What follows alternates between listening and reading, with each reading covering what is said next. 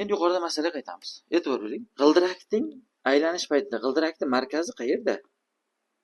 Mana bu yerda. G'ildirak aylangan vaqtda markaz mana bunday harakat qiladi. E'tibor bering. Mana bunday harakat qiladi. Mana bunday harakat qiladi. Mana. Ko'ryapsizmi? Mana shu yo'lda bosib o'tadi g'ildirakning markazi. Mana bu chiziqda emas, e'tibor bering. Mana shuni hisobga olishimiz kerak bo'ladi. Endi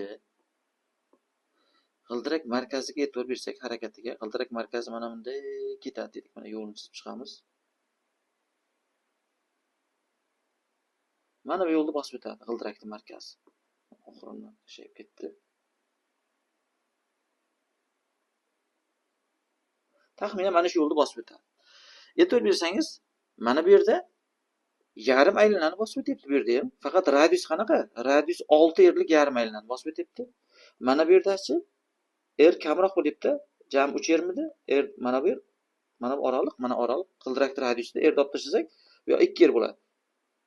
2 yer radiusli chorak aylanani bosib o'tyapti. Demak, biz yozib olamizki, bu yerda g'ildirakning markazining bosib o'tgan masofasi L qanchaga teng bo'ladi? Dastavval mana bu nuqtani belgilaymiz. Mana bu nuqtani. G'ildirak mana shu yarim aylanani bosish jarayonida 6R radiusli aylana bo'ylab harakat qilar ekan. 6R radius aylana harakat qiladi. Mana bu yerdachi jami 3 yer edi, e'tibor bering. Jami 3 yer edi. Jami 3 yer edi. Bu yog'iga qancha qoladi? R2 deymiz. 2 yer qoladi. Bu yog'iga 2 radiusli aylana bo'ylab harakat qiladi. Shunga ko'ra g'ildirak markazining jam bosib o'tgan masofasi yoy uzunligi tengda. Yoy uzunligi formulasi bilasiz. Yoy uzunligi burchak ko'paygan radiusga teng. Mana burchak 180 gradus, ya'ni pi ko'paygan, radiusi 6r. Qo'shilgan bu yog'i burchak 90 gradus, mana bu yer ko'ryapsiz.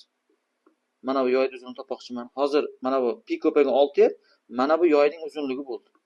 Radiusi 6r bo'lgan yoyning uzunligi. Bu qismdachi pi taqsim 2, radius qancha? Radiusi 2r. Radiusi 2r. Xo'p, bu yerda demak mana bu ikkilar qisqarib ketadi. 6 pi r 7 pi r bo'lishi kelib chiqadi. 7 pi r. Shunda aylanishlar soni qayerda topiladi desa, biz aytdik.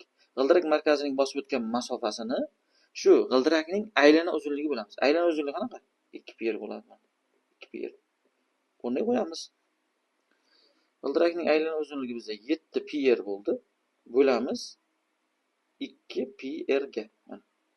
Bizda 2 pi rlar qisqarib ketadi. 2 pi rlar qisqarib ketsa, javob 7 taqsim 2 degan javob chiqar ekan. Pi rlar qisqarib ketdi. Javob 7 taqsim 2 degan javob hosil bo'ldi. 7 taqsim 2 degan javob bizda mana B javob bo'lar ekan. Shu bilan yakunlaymiz. E'tiboringiz uchun rahmat.